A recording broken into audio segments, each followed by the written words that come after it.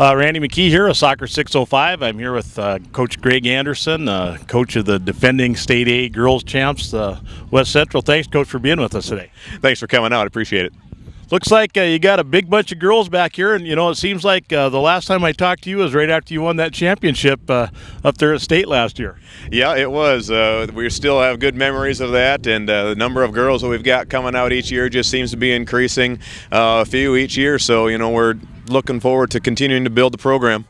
Most towns the size of Hartford usually are struggling and scraping and scratching to get a team full of girls, but it looks like and sounds like you have a lot of girls to spare here. Yeah, we do. We're fortunate enough to have a lot of soccer players that are interested. And as I said last time we talked, a lot of the girls in the younger age group are still interested, and they see what our girls are doing. We not only draw from West Central and Hartford here, but we also have Tri-Valley girls that come and play with us too.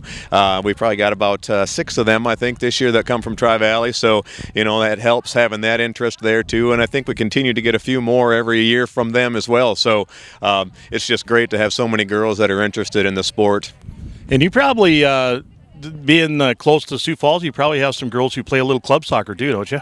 We've got a couple of them that play club soccer, yep. A lot of the times we just get our girls from the fall season and then they turn over and they play a little bit of soccer in the springtime. A few of the girls do go out and play club, not large numbers of them, but a few of them do.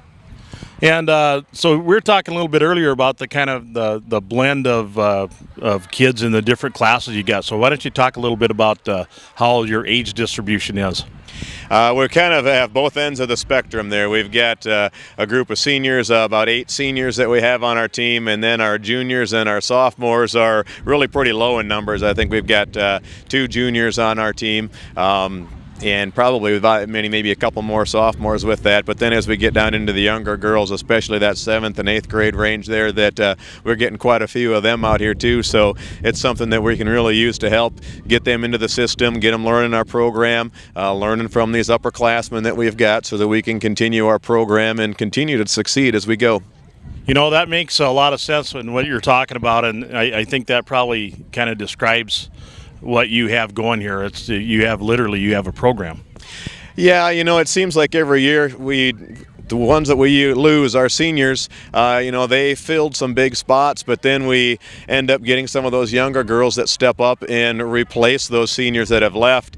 We've got a pretty big senior class, like I said, this year that we're going to hate to miss, just like we did with the group last year and the year before as well. But, the youngsters just keep coming in and they fill in those roles really well. And, that really was what helps with West Central soccer.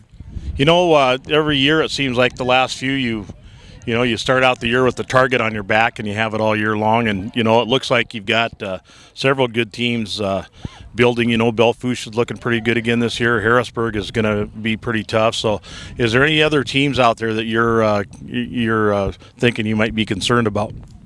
We just can't take anybody for granted. I mean, we can't go into a matchup and think that we're going to win just because we've had success in the past few years.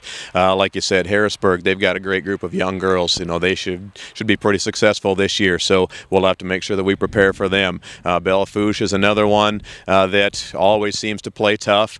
In Sturgis, even last year, they've had great success last year, even in the state tournament, so they've got a group that is really improving as well. So you just can't take anybody for granted. I think with A soccer that we've got going on is really pretty competitive, and it's just getting more and more competitive. Other teams are building, and it should be a pretty level playing field, I think, throughout the whole group that we've got. And you're right. We are seeing more and more parity all the time, and you've lost one of your best competitors, at least out of the state tournament, and St. Thomas More being a sanctioned team this year. Are you hearing anything here at Hartford about them advancing your team towards getting fully sanctioned? There's been a little bit of talk about it, but really at this point it's on the wayside right now. I don't expect anything to happen here next year or even the year after that.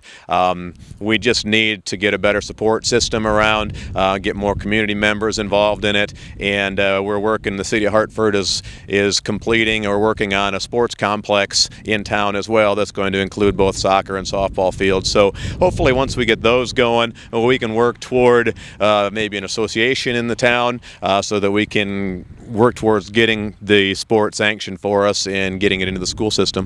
Well, we're hearing all over the state, some schools are just saying absolutely not, it'll never happen. Others are, saying, well, maybe we'll try to get in this 5-year window. At least, there's a 5-year window to work with to see if some of these schools will get on. Right, and that's always difficult to make a decision. If it was, you need to know now, or either you're in or you're out. That really puts a lot of pressure on the school systems too. And with that 5-year window, that makes it a little bit easier for them. Gives them some time to rearrange things, look over things, and really investigate how much sanctioning that soccer team would really cost the district. So it gives them that time to research it and see what they've got to do to hopefully incorporate it in. Well, there's a lot of work to it, and that right now just not a good time, I don't think, budget-wise, in almost every school to bring on a new sport. Well, with some of these seniors coming back, I'm sure you have plenty of players who you're really going to be depending on to kind of anchor the team down, and maybe you could talk about a few of those girls. We've got a pretty good core group. We've got some of them that are here that made the All-State selections last year, and I could have had more than just the few that had actually been named to the All-State teams that, in my opinion, were All-State players. They just didn't get that public recognition of it.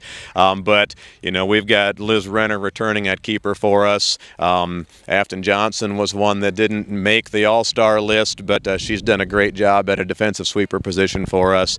We've got Hunter Matthew, Alyssa Helvig on our offensive end, just to name a few of those, and even a couple of the girls that we had last year with Maddie Skinner and Krista Jacobson. They were both new to our defensive line last year, and they'll be returning again for their second year in some of those positions. And we've got a pretty good balance of those senior girls, and they're ready to come out and play, and they've got that experience to help out a lot of those younger girls that we have too. So that's really what we're looking for, is leadership for those seniors. Well, over the years, we see these players' names come and go, but there's one name that stays the same, and that's Coach Greg Anderson. So, I'm sure the girls are so happy to have you coming back year after year to guide them through the process. I hope so. They seem to, at least when I'm around, they seem to enjoy it. I don't know what they say when they're not around here, but hopefully they're positive comments. I just enjoy coming out here, getting time to spend with those girls, teaching them the game of soccer and having them play, and they've just got such great positive attitudes. They work so well together, and with the younger girls that we have coming in, the older ones just bring them into the group, and they help getting that team cohesiveness right away, and that really helps those younger players too, gives them some confidence as well to make them feel like they are welcome and part of the team. Well, you start your season a little bit later than a lot of teams on the 24th this year. Who do you open up with and where? We have Sturgis. We play in Sioux Falls on the 24th, and then we've got a matchup versus Huron on the 25th. That is in Sioux Falls as well. Well, you might as well start with some competition to see where you are in the food chain, huh? Yeah, exactly. Nothing wrong with playing somebody tough right away. So we're looking forward to that matchup. I know they've improved, and hopefully we've improved as well. Well, and we at Soccer 605 are trying to improve. We're working harder to get more A visibility this year, and of course we got the new app and the new website and everything. So we hope that your players will go in there and watch their coach get interviewed and skewered here in public.